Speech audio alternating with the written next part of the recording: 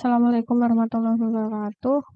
Ini pertemuan kedua ya. Yang kemarin kita sudah membahas terkait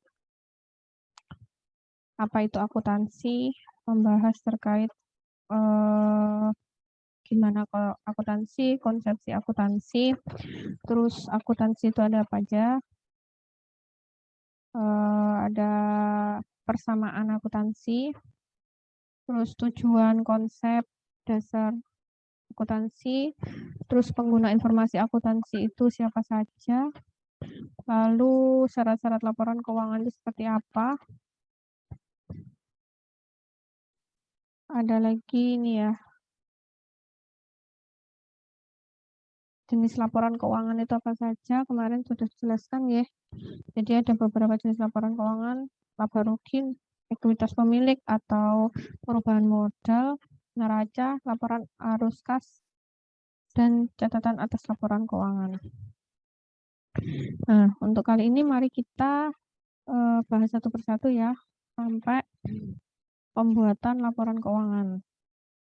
Jadi untuk pertama, sebelum kita membuat laporan keuangan, kita harus tahap-tahap dari pembuatan laporan keuangan, yaitu kita harus ada bukti transaksinya ya. Ketika jenengan bertransaksi itu kan pasti ada transaksi jual beli, bisa nota, bisa bukti transfer ataupun apapun. Jadi itu harus ada buktinya, bukti transaksi. Gimana kalau tidak ada buktinya, tidak bisa dicatat. Kecuali itu adalah accrual. Jadi accrual itu seperti ini. Kita mengakui adanya transaksi meskipun itu tidak terjadi. Contoh, kita mengakui adanya beban gaji padahal gaji itu belum terbayar. Kenapa bisa begitu? Biasanya gaji itu kan kita kerja dulu baru gaji, ya. Kerja dulu baru gaji. Kita kerja bulan Januari tapi gajinya bulan Februari. Transaksinya itu kan berlangsung di bulan Februari kan, berarti membayar gaji. Itu kan berarti Februari. Tapi Januari itu harus diakui bahwa adanya beban gaji. Nah, itu namanya accrual. Jadi itu yang memang tidak ada bukti transaksi.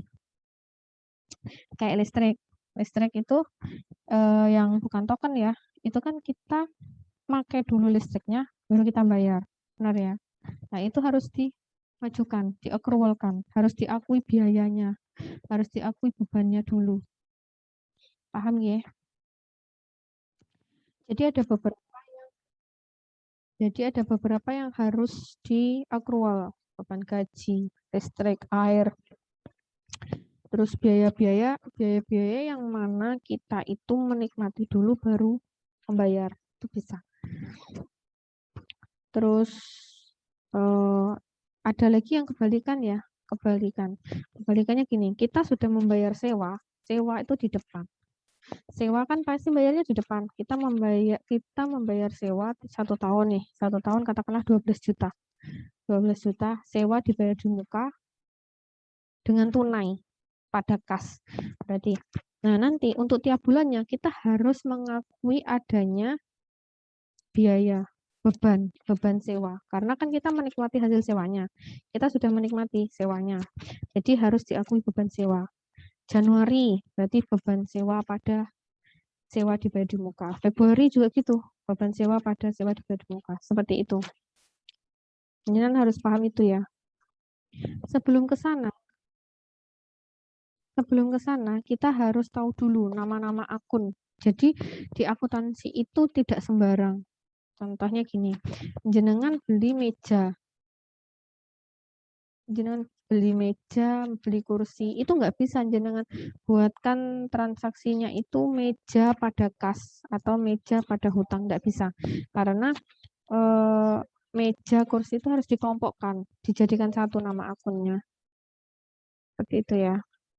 Nah, nama-nama akun ini itu tuh namanya COA. Nama-nama akun ini namanya COA, Card of Account. Jadi dikelompokkan. Katakanlah kita bayar pakai tunai. Tunai bisa uang kertas, bisa uang logam. Itu dinamakan kas. Jadi ada nama-nama akun gitu. Terus kalau umpamanya kita beli pensil, pulpen dan lain sebagainya, itu dimasukkan ke apa? Ke inventaris kayak gitu. Jadi ada kayak apa ya, nama-nama khusus. Nah, kita akan pelajari itu dulu sebelum jenengan buat namanya jurnal. Jurnal di sini bukan jurnal ilmiah ya, bukan jurnal artikel, bukan, tapi jurnal di sini adalah jurnal jurnal umum. Jurnal umum itu yang debit pada kredit. Jadi contoh nih, usaha saya itu jualan nasi Padang. Nah, saya membeli buku untuk catatan ya. Itu berarti saya membeli buku dengan uang tunai. Berarti nanti jurnal saya itu adalah inventaris pada kas karena saya tunai. Kecuali kalau saya belinya buku itu kredit. Jadi nanti kalau kredit baru inventaris pada hutang dagang karena saya hutang kredit kan. Lah, di neraca itu kalau jenengan perhatikan itu ada sisi aktiva dan sisi pasiva. Dan perubahan ekuitas. Sisi aktiva itu aktiva ya aset. Jadi ada aset lancar, aset tetap ya. Nah, sisi aktiva itu ada apa saja akunnya? Ada kas, ada bank, ada piutang dagang, ada perlengkapan, ada peralatan, ada persediaan, terus ada sewa dibayar di muka, iklan dibayar di muka, asuransi dibayar di muka, gaji dibayar di muka. Lah ini beda ya sama yang beban gaji tadi. Kalau gaji dibayar di muka berarti kita bayar dulu baru menikmati hasil kerjanya. Kayak PNS ya. PNS itu kan kita dibayar dulu tanggal 1 baru kita kerja. Itu gaji dibayar di muka itu termasuk aset karena katakanlah kita sudah bayar loh ya. Kita sudah bayar. Berarti itu kan termasuk aset saya gitu ya. Terus ada aktiva tetapnya. Aktiva tetap itu berarti aktiva yang jangka waktu pencairannya lebih dari 1 tahun. Tidak bisa langsung cair jadi uang. Itu aktiva. Kalau aktiva tetap, kalau lancar itu berarti langsung bisa dicairkan. Jangka waktunya kurang dari 1 tahun. Jadi aktiva tetap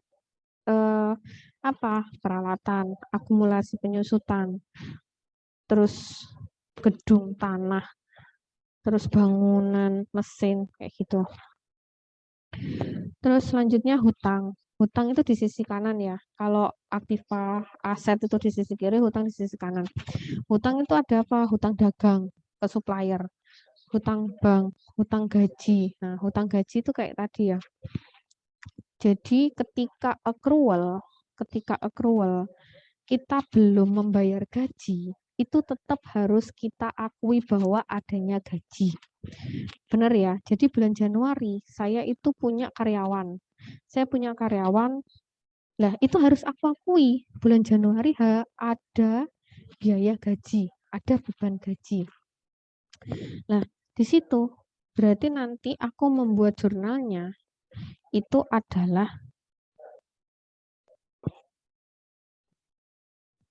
jadi waktu saya mau mengakui gaji itu jurnal saya harus beban gaji pada hutang gaji karena saya masih hutang ya.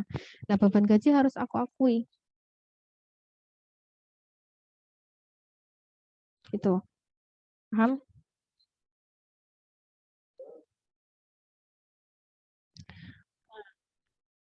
Selanjutnya jenengan harus pahami saldo normal akun. Saldo normal akun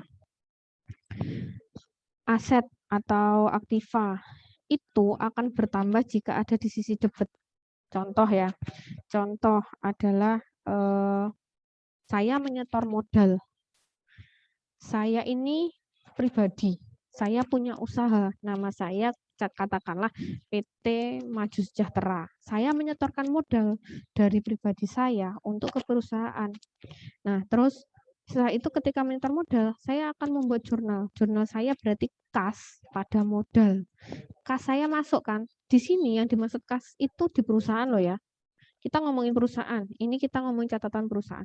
Kas saya masuk. Lah, kas saya bertambah, itu debit modal kredit, bukan berarti modalnya berkurang, mboten. Saldo normal akun modal itu jika kredit itu bertambah. kalau debet malah berkurang, gitu.